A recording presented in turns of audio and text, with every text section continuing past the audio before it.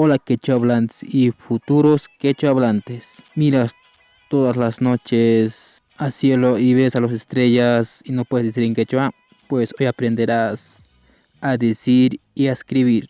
Porque mayoría de nosotros ya sabemos hablar quechua, pero no sabemos escribir. Por eso hoy día aprenderás dos cosas, a decir y a escribir.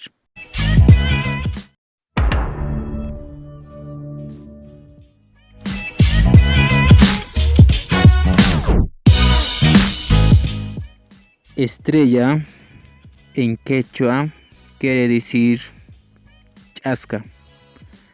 Chasca.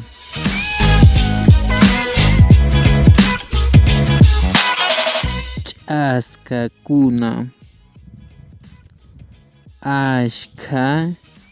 Chasca cuna. Pisilla. Chasca cuna. Chasca limpikunayo. Noqa sutimi chasca. Hatun chasca. Uña chasca. Chasca ñawi sipas. Chasca ñawi huayna. Quri chasca.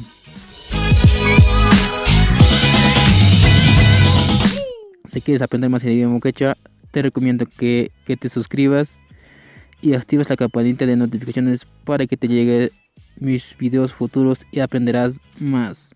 Nos vemos en el siguiente video y no olviden de compartir. Yo soy Cipriano Rudy.